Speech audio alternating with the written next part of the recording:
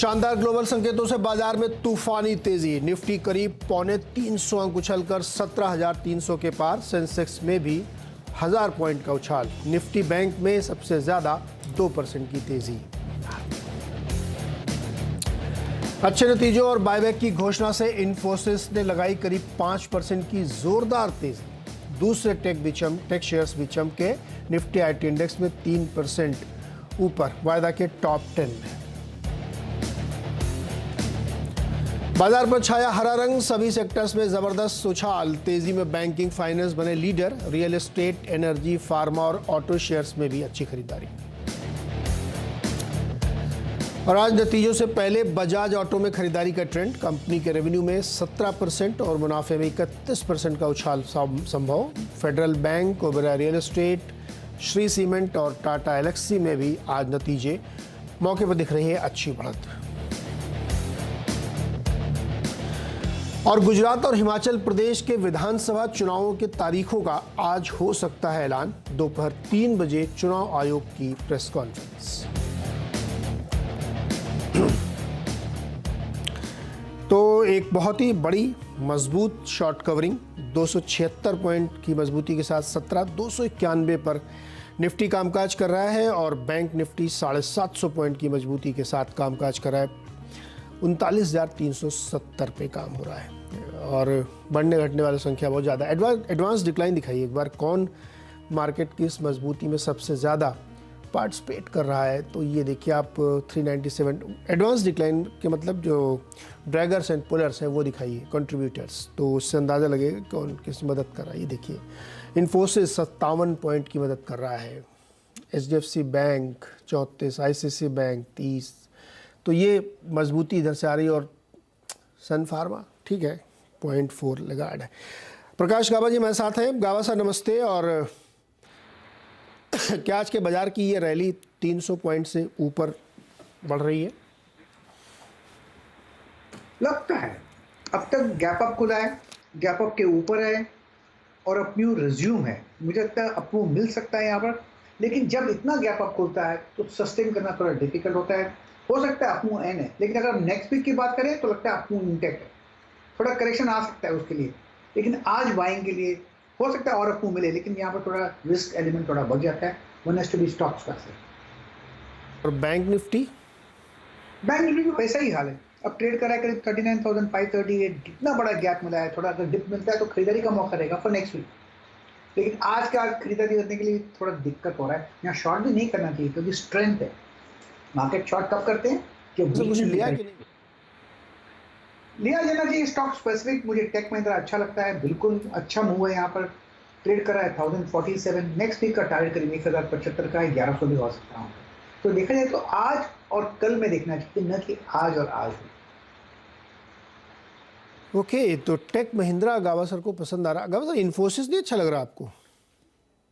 लगता है Infosys gap up खुला है, लेकिन इन्फोसिस का वीकली बार देखे तो अगर यहाँ पर भी अगर बंद हो जाता है मतलब गैप के साथ तो भी अच्छा है। नेक्स्ट वीक कहाँ जाएगा? ट्रेड कर रहा है 1485। नेक्स्ट वीक लगता है 1550 तक जाने की क्षमता रखता है, कैपेसिटी है, वहां तक जा सकता है।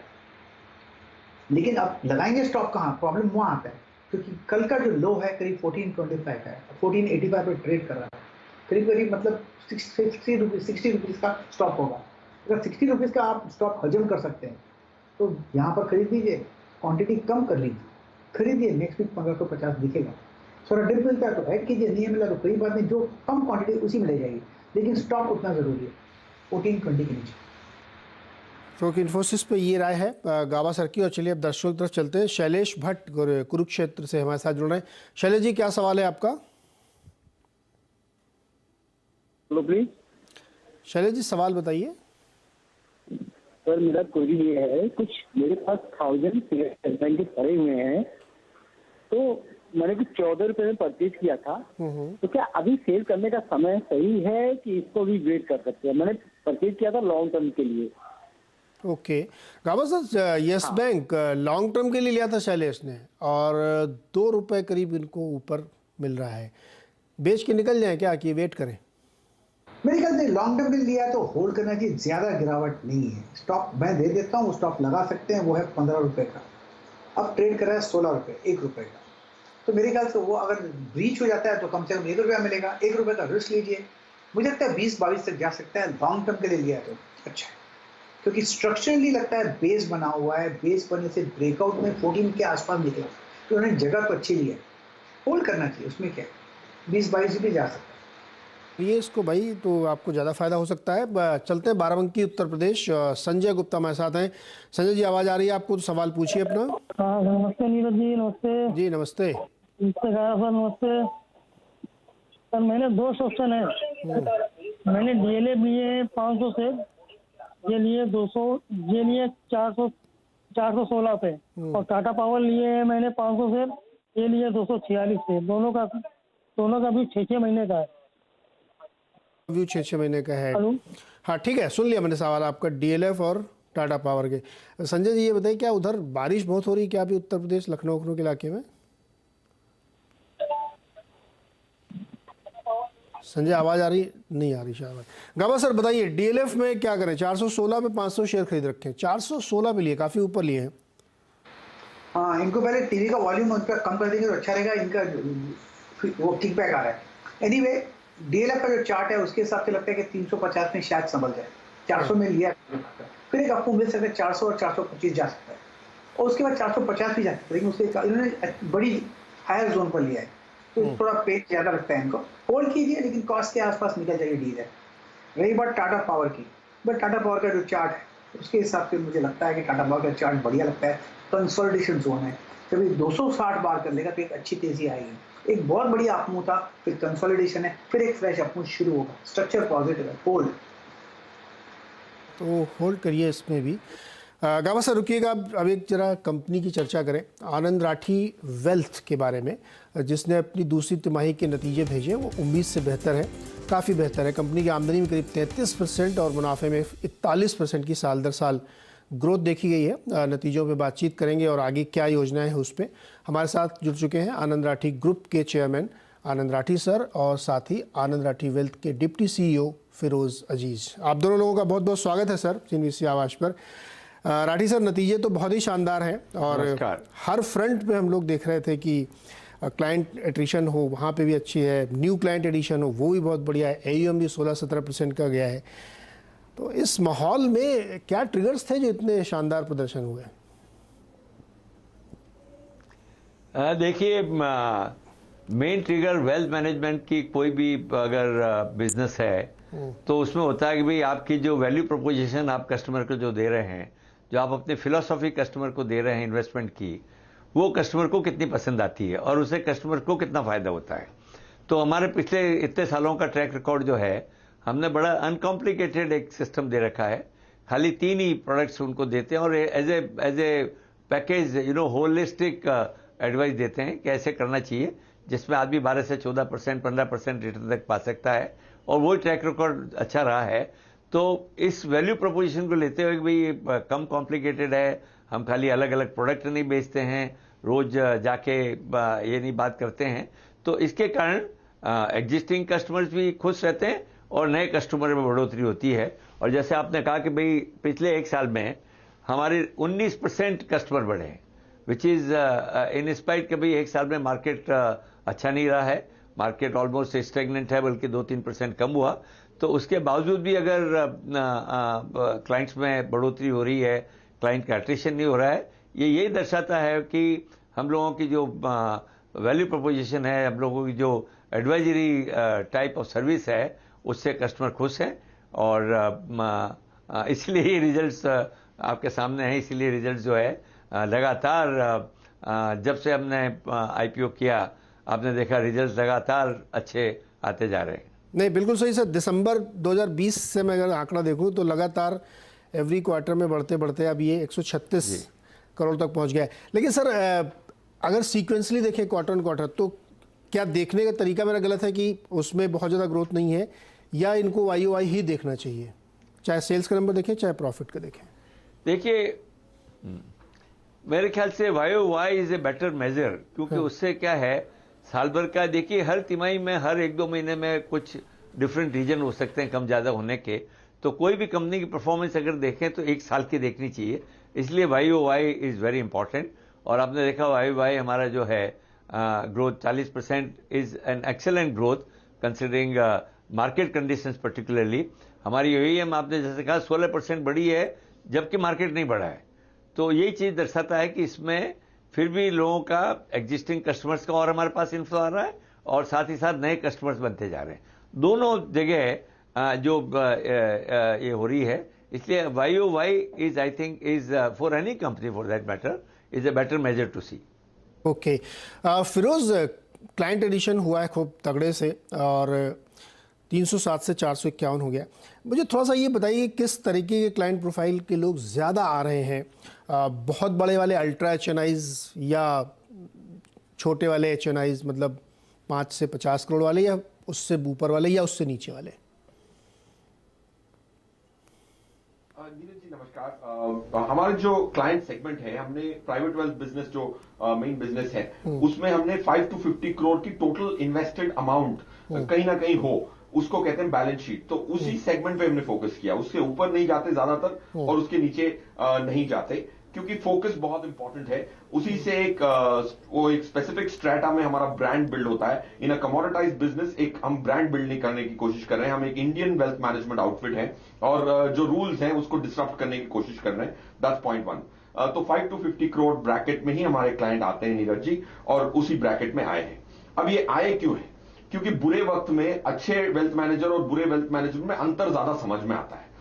तो बुरे वक्त में क्लाइंट अपने जो पैसे कहीं और लगे हुए हैं वो हमारे साथ कंसोलिडेट करते हैं, अपने दोस्तों के साथ जो दुखी होते हैं उनको हमें रेफर करते हैं, तो रेफरेंस बढ़ जाती है और बाहर के पैसे जो लगे हुए हैं वो आ जाते हैं।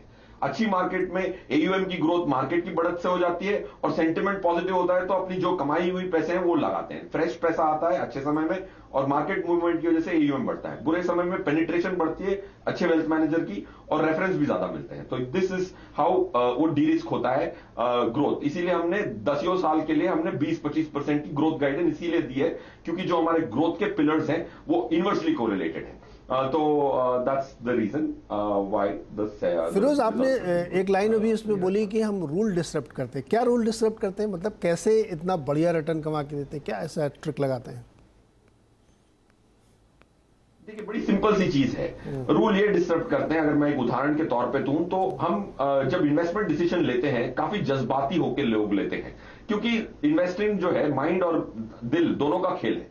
तो लोग जज्बाती होकर लेते हैं, हम मैथमेटिक्स के आधार पे लेते हैं। फॉर एग्जांपल अगर हम किसी के पैसे रियल एस्टेट में लगे हुए हैं तो हम उनकी पर एनम रिटर्न कैलकुलेट करके बताते हैं। आज तक कोई अपनी जो घर खरीदा हुआ एक्स्ट्रा जो किराए पे लगा उसकी पर एनम रिटर्न कैलकुलेट नहीं करता। फिर वो देखते हैं पर एनम रिटर्न 8.5% की है तो फिर निराश हो जाते हैं, क्योंकि रियल एस्टेट में सब मल्टीपल 4 गुना हो गया मेरा पैसा, 5 गुना हो गया, ऐसे बोलते हैं। तो मैथमेटिक्स के आधार पे अगर आप अपना पोर्टफोलियो क्रिएट करते हो, दैट्स पॉइंट 1। पॉइंट 2, फिनेंस एक वेल रिसर्च सब्जेक्ट है, बहुत सारे मॉडल्स हैं जिसको नोबेल प्राइज भी मिला हुआ है। उसका प्रयोग करके अगर आप एक पोर्टफोलियो क्रिएट करते हो और उस पर निर्भर रहते हो तो एफिशिएंसी आ जाती है, रिटर्न अपॉन रिस्क। फिर हम उसको ऑडिट भी कराते हैं हमारे मॉडल पोर्टफोलियो की रिटर्न को, वन ऑफ द बिग 4 से। तो फर्स्ट इज आप मैथमेटिक्स यूज करें, जज्बात ना यूज करें। That I think is a disruptive thing and that's वही देखता है कि अगर आप निफ्टी के ऑलमोस्ट इर्द गिर्द रिटर्न कमाते हो निफ्टी से 40% कम रिस्क लेके, तो क्लाइंट संतुष्ट रहते हैं एंड वही that is one of the disruptions. और मैं ज्यादा आपको बोर नहीं करना चाहूंगा लंबी स्टोरी देके, बट हम लोग किस दिन फिर जब आप स्टूडियो में तो हम लोग बात करेंगे। लेकिन फिरोज एक चीज़ और, पिछले 1 साल में अगर आप देखें तो तमाम एसेट क्लासेस में बहुत वोलेटिलिटी, बहुत उतार चढ़ाव हुआ और मेरे ख्याल में ये चैलेंज रहा होगा। तो कैसे आपने एसेट एलोकेशन को बैलेंस किया, किस एसेट क्लास पे ज़्यादा फोकस किया? नीरज सर, जैसे आपने कहा ना वॉलेटिलिटी एक हमारी जीवन का हिस्सा हो गया, स्पेशली इक्विटी में जो वॉलेटिलिटी है। अच्छा, बहुत जल्दी तो जल्दी होने लगी आजकल ये। पहले तो हम क्लाइंट को बहुत ज्यादा जल्दी होने लगी है, राइट। एक चीज से निकलते हैं दूसरी आ जाती है, एक से उभरते हैं फिर कुछ और आ जाता है। तो हमने क्या किया है कि हम अपने क्लाइंट को पैसे लगाने से पहले उसकी जो बुनियाद है वो ठीक से बनाने की पूरी कोशिश करते हैं। उसका क्या मतलब है, मैं एग्जांपल देता हूं। अगर कोई पैसे लगाने के लिए नए क्लाइंट हमारे पास आते हैं तो हम उनको समझाते हैं कि इक्विटी में अगर आपको 2 से 3 गुना एफडी से ज्यादा रिटर्न मिलने की संभावना है तो एक डिसएडवांटेज भी है। हर साल लास्ट 21 साल में हर साल मार्केट 20% पीक से ट्रफ गिरी है एवरेज। अगर 2 बड़े साल हटा दूं जीएफसी के, ग्लोबल फाइनेंशियल क्राइसिस के और कोविड के, फिर भी 14.3% मार्केट ऊपर से नीचे हर साल दिखाती है एवरेज। इसकी तैयारी करे बगैर, मेंटली आप इसको तैयारी करे बगैर अगर आप पैसा डालेंगे तो आप हमेशा सरप्राइज होंगे। मार्केट क्यों गिर गई, मार्केट क्यों गिर गई, ये प्रश्न इसीलिए आता है क्योंकि आपने पहले वो डेटा नहीं देखा होता। तो वो सीजनिंग करने की वजह से जब बुरा वक्त आता है तो वो हमारे क्लाइंट ये नहीं ढूंढते, कारण नहीं ढूंढते, हमसे ये पूछते हैं हमें करना क्या है, वरना वो कारण ढूंढने में रह जाते हैं। फॉर एग्जाम्पल, हमारी जो 2,500 करोड़ की अंदाजन जो नेट मोबिलाइजेशन आई है, उसमें 2/3 पैसा इक्विटी म्यूचुअल फंड में आया है। तो एवरेज निफ्टी नीचे होने पे अगर मैं 2/3 पैसा इक्विटी म्यूचुअल फंड में डालूं तो जाहिर सी बात है 3, 4, 5 सालों में पैसे बनेंगे, राइट। वरना ये किताबी बात है कि ऊपर बेचें नीचे खरीदें, बट वो खरीदने के लिए जज्बातों को कंट्रोल करना पड़ता है। अगर ये साइकोलॉजिकल इंपैक्ट अगर आप क्लाइंट को लर्निंग के पे ले जाते हैं बुरे समय आने से पहले, तो उनका जो रैशनल डिसीजन होता है वो दिखाता है। फॉर एग्जांपल आप देखें 79,000 करोड़ की अप्रॉक्सीमेट नेट मोबिलाइजेशन है इक्विटी म्यूचुअल फंड में। अगर आप एसआईपी हटा दें तो सिर्फ 5-7 हजार करोड़ एक मुश्त निवेश आया है, उसमें से हमारे 1,500-1,600 करोड़ हैं। क्योंकि हमारे क्लाइंट थोड़ा डिफरेंट बर्ताव करते हैं, क्योंकि हम उनके जज्बातों को कैलिब्रेट करने की पूरी कोशिश जरूर करते हैं। काफी बार सक्सेसफुल होते हैं, काफी बार नाकाम भी होते हैं। सही है sir, money is all about managing your psychology, ये तो बिल्कुल सही है और आप लोग उसको अच्छे से मैच करें। आनंद सर ये बताइए मुझे कि चूंकि आपका जो प्रोडक्ट है, किसी भी कंपनी का प्रोडक्ट, आपका प्रोडक्ट है मार्केट, और इस वक्त जो है मार्केट ना बहुत लोगों को एकदम रातों की नींद उड़ा देता है। अब देखिए कल ही क्या हुआ, नीचे फिर ऊपर, इतनी बड़ी वॉलेटिलिटी दुनिया भर में हो रही है। तो कैसा आउटलुक ऐसा दिख रहा है आपको यहाँ से आगे जाते हुए इंडियन मार्केट खास तौर पर? देखिए, मेरा मार्केट के बारे में, India market will behave differently than other markets, और मेरा ये मानना है कि अपना मार्केट जो है अच्छा रहेगा जाके, क्योंकि आज अगर सारे फैक्टर्स देखें, इन स्पाइट ऑफ कि भाई इन्फ्लेशन ज़्यादा हो गया है, इंटरेस्ट रेट बढ़ रही है, सबको देखते हुए भी आज इंडियन इकोनॉमी की पोजीशन, आज जो ग्रोथ अपनी आ रही है वो दुनिया के और किसी देश में नहीं आ रही है, और आगे जाके और आएगी। इसके कारण पीछे देखिए, पीछे जो अपने रिफॉर्म्स हुए हैं इंडिया में, they are far reaching reforms. GST for example, आपने देखा है कि जीएसटी आने के बाद अब जो है जिस तरह टैक्स कलेक्शन में सुधार हो रहा है, आपने इनकम टैक्स में देखे टैक्स कलेक्शन सुधार हो रहा है। आज ही आपने देखा कि IMF ने बड़ी तारीफ की है कि अपने यहाँ जो डायरेक्ट बेनिफिट ट्रांसफर को जो प्रैक्टिस हुई, क्योंकि जो इतने बैंक अकाउंट खोले गए, तो ये सब चीज़ों का जो क्यूमुलेटिव इफेक्ट है वो आने में समय लगता है, और वो बिल्कुल साफ नज़र आ रहा है, और आगे जाके इसका और फ़ायदा मिलने वाला है। और दूसरा जो जियोपॉलिटिकल रीजन है, आज चाइना में एक people have to move from dependence on China, वो आप ऑलरेडी आपने देखा हो रहा है, और इंडिया के लिए बहुत अच्छी अपॉर्चुनिटी है। इसलिए मेरा ये मानना है कि भाई लॉन्ग टर्म इन्वेस्टर आए। ये क्या, आदमी रोज की नींद इसलिए खराब होती है क्योंकि रोज आदमी ऊपर नीचे डेली मार्केट देखता है, आदमी ग्रीडी होता है कि मैं एक महीने में पैसा कमा लूंगा, 3 महीने में कमा लूंगा। ये मैं हमेशा सलाह देता हूँ कि ये संभव नहीं है। आप इस मार्केट में जब भी आइए जब आपके पास 3 साल से 5 साल का पैसा हो, SIP लगाइए, आप कभी भी आप निराश नहीं होंगे। आप अगर 5 साल का क्यूमुलेटिव रिटर्न देखें किसी साल में, कभी नेगेटिव नहीं हुआ। तो इसलिए ये लॉन्ग टर्म के लिए इक्विटी एसेट क्लास है भाई। अभी तो दूसरी एसेट क्लास में कहाँ आदमी पैसा लगाएगा? आज रियल एस्टेट में कहाँ रिटर्न है? डेट के इंटरेस्ट रेट इतना कम हो गया है। तो overall I am very bullish of our market. देखिए, उतार चढ़ाव, वॉलेटिलिटी बढ़ती रहेगी, वो हमेशा होगा, परंतु लॉन्ग टर्म इन्वेस्टर के लिए आज भी लगाने के लिए बहुत अच्छा मौका है और हर समय रहेगा, ये मेरा मानना है। बिल्कुल, बाजार में अच्छे निवेश के लिए पैसा लगाने का कोई समय खराब नहीं होता, लेकिन सर दिल है ना, मानता नहीं है। सुबह उठ के देखना ही है मुझे जेक्स निफ्टी किधर गया, डाउ किधर गया। ये तो बड़ा दिल लोगों का चंचल हो गया है। फिरोज, एक सवाल और आपसे, करेंसी किसी तरीके का कोई रिस्क है क्या इंडियन मार्केट के लिए? चूंकि वो एक बड़ी ऐसी प्रॉब्लम बन गई कि हम ना चाहते हुए ब्याज दर उसी के चक्कर में बढ़ाते जा रहे हैं। नीरज सर, हमारे हिसाब से करेंसी ये शॉर्ट टर्म प्रॉब्लम रही है।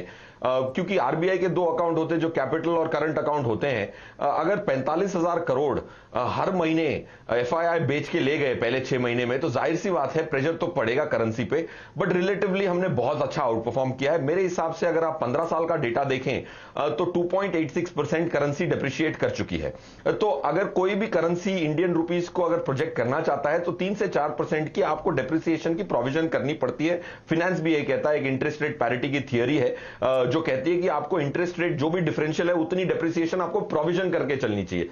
So that's point 1। पॉइंट 2, हमारे हिसाब से जो रिलेटिव स्ट्रेंथ आई है, माना कि करेंसी अप्रिशिएट हुई है, जैसे हमारी एक इंटरनेशनल ऑफिस भी है, तो क्लाइंट कहते हैं कि भाई उधर मेरा बहुत नुकसान हुआ ग्लोबल मार्केट में, चलो डेप्रिसिएशन 6-7% हुई है इस फाइनेंशियल ईयर में, बट वहां 20-25% का नुकसान हो गया। तो वो एनआरआई लोग भी आज इंडिया में आने के लिए, इंडिया का आदर सम्मान एनआरआई के मन में बहुत बढ़ गया है। That is one thing which is a clear trend जो हम देखते हैं। और क्या है कि नीरज जी, एक डेफिनेटली एक उदाहरण देना चाहूंगा जो राठी जी भी कह रहे थे और आप भी कह रहे थे कि दिल और दिमाग दोनों का खेल है। वही आदमी, मैं मिला था एक एचएनआई से, वो कहते हैं कि भाई मुझे 2 साल में पैसा बनाना है इक्विटी में। मैंने पूछा सर आपने ये जो एक्स्ट्रा घर खरीदा था कितने साल पहले खरीदा था? उन्होंने कहा 22 साल पहले। वही आदमी रियल एस्टेट को 20 साल 22 साल देने के लिए तैयार है। गोल्ड खरीद के जिंदगी भर कभी गोल्ड नहीं बेचते, और परिवार वाले बोलेंगे ऐसा वक्त आ गया कि तुम गोल्ड बेच रहे हो। इक्विटी और इक्विटी से पैसा बनाना है उनको 6 महीने में। चलो अलग आदमी हो, अलग चीज है। So you have to make them conscious that तुम जज्बाती हो रहे हो और एक एसेट क्लास से कुछ अनफेयर एक्सपेक्ट कर रहे हो।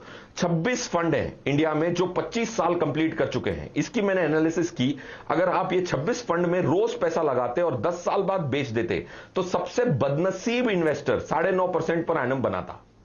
अब इसके बाद रह क्या जाता है? अगर सबसे बदनसीब 9.5 बनाए और डेट से ज्यादा बनाए तो आपके हाथ में है कि 10 साल होल्ड करना है कि नहीं करना है। हर दिन पौधा लगा के आप निकाल के देखेंगे कि पौधा बढ़ा कि नहीं बढ़ा, फिर आप इल्जाम पौधे पे लगाएंगे अपने बिहेवियर पे। सो ये हम एहसास दिलाते हैं उनको कि 10 साल होल्डिंग पे ये डेटा देखें तो आपको वो बुरे दिन में ना आपको इतनी हलचल नहीं होगी। ये डेटा दिखा के हम उनके जज्बातों को काबू में लाने की कोशिश करते हैं। बिल्कुल परफेक्ट है और नतीजे सामने हैं आपके आनंद राठी वेल्थ के, बहुत ही शानदार नतीजे। और जिस तरह से आनंद सर भी बता रहे थे कि इक्विटी थोड़ा सा लॉन्ग टर्म का गेम है, आप रोज रोज उठ के सुबह देखेंगे तो आपको दुख ही होगा। और जैसे अभी ना रियल एस्टेट में एक घर खरीदा 22 साल में उसका अप्रिशिएशन आप काउंट कर रहे हैं और स्टॉक में रोज सुबह उठ के, तो वो थोड़ा सा दिक्कत होती है। बहुत बहुत शुक्रिया हमारे साथ जुड़ने के लिए आनंद सर, और फिरोज आपका भी बहुत बहुत शुक्रिया। और बेहतर नतीजे और अच्छे पेश करें अगले क्वार्टर के लिए, इसके लिए और भी शुभकामनाएं मेरी तरफ से। Thank you so much. Thank you sir. Gaba sir, वापस आपके पास आता हूं मैं। आनंद राठी का शेयर 709 रुपये पे इस समय ट्रेड कर रहा है, 4% ऊपर है नतीजों के बाद। इस तरह के रिएक्शन देखने को मिला। लेकिन एक दर्शक है जो सवाल पूछना चाहते हैं, उन्होंने ट्विटर पे भेजा है, गाबा सर नैल्को के शेयर 350 ले रखे 105 के प्राइस पे। निशिकांत मलिक नाम है उनका, तो निशिकांत के लिए क्या सलाह होगी नैल्को में? एल्यूमिनियम जो ट्रेड कर रहा है 72 रुपीज पर, इन्होंने 350 पे लिया है। नहीं, 350 शेयर लिए थे सर। क्या दाम पे लिया हुआ है? दाम में बता, शायद 82 रुपये के आसपास है मेरे ख्याल। 80, तो नथिंग टू वरी, फिर होल्ड करना चाहिए क्योंकि स्ट्रॉन्ग सपोर्ट जोन नैल्को में है करीब 65 के आसपास।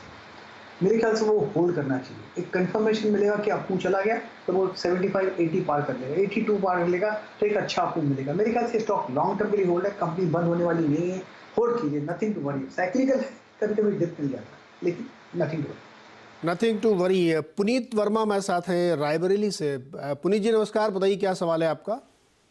सर मैंने इन्फोसिस के स्टॉक ले रखे हैं, 300 स्टॉक हैं 1450 पे। मेरा टारगेट सर 1550 का है, तो सर मुझे कितना रुकना चाहिए अभी? कितने दिन के लिए लिया आपने? कुछ सोचा होगा टारगेट कि इतने दिन में आएगा? सर मेरा टारगेट 1550 का है और अभी जिस तरह के कंडीशन चल रही है मुझे लग रहा है कि सर ये जल्दी पहुंच जाना चाहिए। लेकिन सर आपकी क्या राय है सर? स्टॉप लॉस लगाया है इसमें कोई? नहीं सर, मैंने अभी स्टॉप लॉस नहीं लगाया सर कोई। देखिए गावा सर, बिना स्टॉप लॉस के 1550 तक के टारगेट चाहते हैं। देखिए 1500 तो चला जाएगा। अभी इनको लगता है कि 1500 तो जल्दी चलाएगा। अभी इनके मन में भीड़ आ गया, मतलब क्या करूं। अगर टारगेट तय कर लिया तो आया तो निकल जाइए।